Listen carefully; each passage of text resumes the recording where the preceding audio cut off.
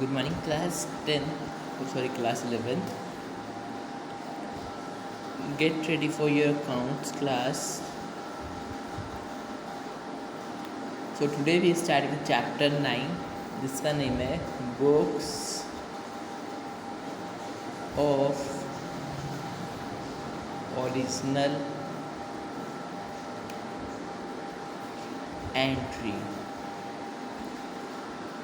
यहाँ पे ब्रैकेट में लिख रखा है, सॉरी ऐसे आइफन डाल के लिख रखा है जर्नल. तो देखो बेटा, बेसिकली यहाँ पे जर्नल स्पेसिफिकली आप देखोगे इस हिसाब से दे रखा है आपको, है ना. तो इसका मतलब क्या है? इस हिसाब का मतलब है चैप्टर तो हमारा बुक्स ऑफ ओरिजिनल एंट्री बहुत बड़ा है, पर इसमें एक स्पेसिफिक हम पार्ट के बारे में पढ़ेंगे जो कि होगा जर्नल. ठीक है. अब books of original entry basically क्या हमें बताता है? ठीक है, जो भी डाटा हम फर्स्ट टाइम से एंड टाइम तक रिकॉर्ड करते हैं उसे हम बुक्स ऑफ ओरिजिनल एंट्री कहते हैं. इसके अंदर सारी ओरिजिनल एंट्री होती हैं. तो सिंपल सी डेफिनेशन बना लो. The books in which a transaction is recorded for first time from a source of document called original entry. ठीक है. उसके बाद होता है, ये देखो अब जर्नल का क्या रोल आता है इसके अंदर. Journal is one of the basic book of original entry. ये बहुत बेसिक बुक है ओरिजिनल एंट्री के अंदर. In which transaction original recorded chronically day to day जो होती है ट्रांजैक्शन रिकॉर्ड होती है order to according to a principles of double entry system. तो डबल एंट्री सिस्टम है, मैंने आपको चैप्टर करा रखा है वैसे. डबल एंट्री सिस्टम चैप्टर में हमने पढ़ा था कोई भी ट्रांजैक्शन जब भी होती है वो हमेशा दो चीज़ों को इफ़ेक्ट करती है, दो या दो से ज़्यादा चीज़ों को इफ़ेक्ट करती है. ठीक है. जैसे कि आप कह सकते हो, अगर मैंने यहाँ पे मेरे को कैश था 5000 का, मैंने क्या किया, फर्नीचर परचेज़ किया, तो मैं 2000 का फर्नीचर परचेज़ किया. तो इसमें मेरे क्या इफेक्ट होंगे? दो इफेक्ट पड़ेगा, कैश से पड़ेगा, फर्नीचर भी पड़ेगा. ठीक है. कैश से पड़ेगा तो कैश कितना हो जाएगा मेरा 3000 पे, और फर्नीचर में 2000 पे हो जाएगा. कैश में माइनस हो जाएगा, फर्नीचर में ऐड हो जाएगा, है ना. ऐसी होगी ट्रांजेक्शन. तो सिमिलरली जो होते डबल एंट्री सिस्टम हमें ये बताती है दो या दो से ट्रांजेक्शन में ज़्यादा इफेक्ट आता है कोई भी ट्रांजेक्शन हुई. ठीक है. अब देखो जर्नल क्या होता है. When the size of the business is small one, then it possible to enter a transaction is journal, but a size of a business grows. ठीक है. अब मान लो मैंने बिजनेस स्टार्ट किया 5 लाख से. ठीक है. कितने में मैंने किया था? 2005 में कर दिया. 2010 में मुझे अपने बिजनेस के अंदर मेरे 5 लाख इन्वेस्टमेंट हुई पड़ी है. अब मेरे को 10 लाख रुपए का प्रॉफिट हो गया. 10 लाख का प्रॉफिट हो गया. फिर उसके बाद 2015 के अंदर बिजनेस के अंदर मुझे 15 लाख का प्रॉफिट हो गया.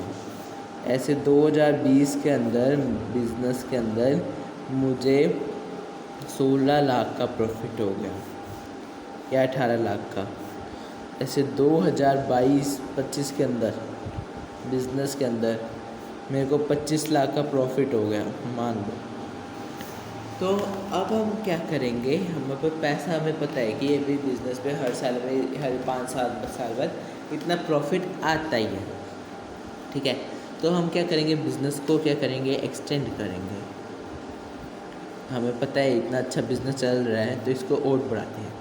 मान लो मेरी छोटी सी शॉप थी. ठीक है. तो मैंने क्या किया, एक शॉप और ख़रीद ली, उसके साथ आसपास एक शॉप और भी खरीद ली. मैंने मान लो ये शॉप भी ख़रीद ली, बीच वाली शॉप भी ख़रीद ली, ठीक है। तो मैंने एक शोरूम बना लिया, शोरूम बनाने के बाद मैंने अपने पास वर्कर्स हायर कर लिए। तो मतलब बिज़नेस जो है अगर उसे म्यूचुअल प्रॉफिट मतलब हर बार म्यूचुअल एक्सटेंड प्रॉफिट हो तो वो अपना जो बिज़नेस होता है वो हमेशा बढ़ाता रहता है, ठीक है। तो मेन चीज़ आपने इस चैप्टर में ये पॉइंट्स रट लो। Cash book, purchase book, sale book, purchase return book, sales return book, bill purchasable book, bill payable books, journal proper. पहला आता है कैश बुक, नंबर फर्स्ट आता है हमारा कैश बुक। कैश बुक इसमें हमें कैश रिकॉर्ड करें, ठीक है। सेकेंड आता है परचेज बुक। परचेज बुक्स के अंदर आता है जैसे कि मान लो हमारे गुड्स परचेज किए, ठीक है, कोई अपना एक्स्ट्रा सामान परचेज़ किया जैसे फर्नीचर परचेज़ किया, कुछ भी परचेज़ किया, सारे इसके अंदर आता है। सेल्स बुक्स, कोई भी हमने सामान सेल किया, अपने गुड्स सेल किए तो वो आ जाएगा सेल्स गुड्स के अंदर। गुड्स को जब हम सेल करें तो वहाँ सेल गुड्स के अंदर आ जाएगा। फोर्थ आ जाएगा परचेज रिटर्न बुक, परचेज करके रिटर्न किया वो आ जाएगा।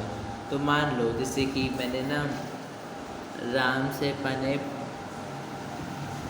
8,000 रुपये का सामान खरीदा, ठीक है। राम से मैंने 8,000 रुपये का ख़रीदा। अगर आ जाए इक्वेशन इस तरह से आ जाए, परचेज गुड्स फ्रॉम राम 5,000, तो 8,000 लगा लो, जितना मुझे लगा लो 8,000। तो ये जो इक्वेशन होगी ये क्रेडिट होगी या डेबिट होगी? अब क्रेडिट डेबिट क्या होता है, पहली बात ये भी समझनी चाहिए। क्रेडिट डेबिट वो चीज़ होती है जो चीज़ मेरे पास आई है, ठीक है। क्रेडिट वो चीज़ होती है जो मेरे पास गई है। अब हमारे पास गुड्स जो है वो आ रहे हैं, ठीक है। आप देखो purchase goods from Ram 8,000 rupees. अब देखो आप लिखोगे परचेज्ड अकाउंट को ऐसे लिखते हैं, परचेज अकाउंट, तो यहाँ पे लिखोगे साथ में डेबिट। 8,000 हो गए। अब 2 किससे लिए? राम। तो यहाँ पे क्या हो जाएगा, हम डेबिट यहाँ क्रेडिट नहीं लिखते, ठीक है। 8,000 यहाँ जो है 8,000 यहाँ हो जाएगा। तुम्हारी इक्वेशन इस तरह से बनेगी इसके अंदर, ठीक है। अब मैंने बोला जिस परचेज गुड्स फ्रॉम राम 8,000। अगर मैंने देखो स्पेसिफिक नाम दे रखा है राम का, मैंने राम से कुछ 8,000 रुपये में ख़रीदे, तो ये ऑब्वियस होगा कि मैंने इसको पैसे देने हैं, ठीक है। ये मेरी लाइबिलिटी बन जाएगी, मैंने राम को पैसे देने हैं, ठीक है। तो लाइबिलिटी बन जाएगी। तो लाइबिलिटी में ये क्या हो जाएगा, मेरा क्रेडिट हो जाएगा। ये क्योंकि मैंने क्रेडिट पे ले रखा है, मैं बाद में दूँगा इसके पैसे, ठीक है। 8,000 रुपये मैंने इसको क्रेडिट पे दे दिया। अब 8,000 रुपये देखो हमने क्रेडिट पे इसको दे दिया राम को, ठीक है। अब ये कहता है कि भाई 8,000 रुपये हैं राम में। अब हमें कोई इक्वेशन आ जाए, purchase goods from Ram 8,000 cash. अब यहाँ पे कैश आ गया तो यहाँ राम नहीं लिखना, टू कैश अकाउंट, तुम्हारा 8,000 माइनस 8,000 ऐसे हो जाएगा, ठीक है।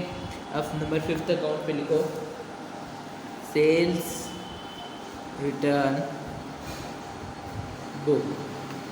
सेल करके जैसे मैंने राम को सामान बेचा 500 रुपये का, उसने मेरे को 200 रुपये का सामान रिटर्न कर दिया। फिर मेरी मम्मी को मान लो उसने 2 शर्ट ली, 300 रुपये की, एक 200 रुपये की, एक शर्ट उसे पसंद नहीं है, वो कहते हैं मेरे को ना रिटर्न कर दो, मैं 200 रुपये वापस कर दो मेरे को, ठीक है।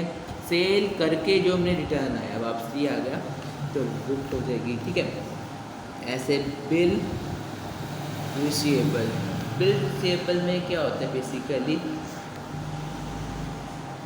मेबल बुक में बेसिकली क्या होता है, जैसे कोई हमारे एक्स्ट्रा चार्जेस हो जाते हैं, ठीक है। मान लो हमारे इलेक्ट्रिसिटी बिल आता है शॉप का, ऐसे ऐसे बहुत सारे बिल आते हैं तो उसे हम कह देते हैं बिल्स पेएबल बुक। अब देखो इसमें रिसीवेबल में क्या था, मैंने हमारी सब्सिडी आती है सिलेंडर की, ठीक है। आप इसका एग्जांपल ले सकते हो, आपने कोई चीज़ रेंट पे दे रखी है, बिल आता है उसका आपके पास, ठीक है। अब बिल पेएबल में क्या हो जाता है, जो आप बिल पे करते हो, इलेक्ट्रिसिटी बिल, वाटर बिल, ऐसे। जर्नल प्रॉपर ये छोड़ दो, ये हम जब करेंगे टॉपिक तब आपको साथ सुना, अभी ये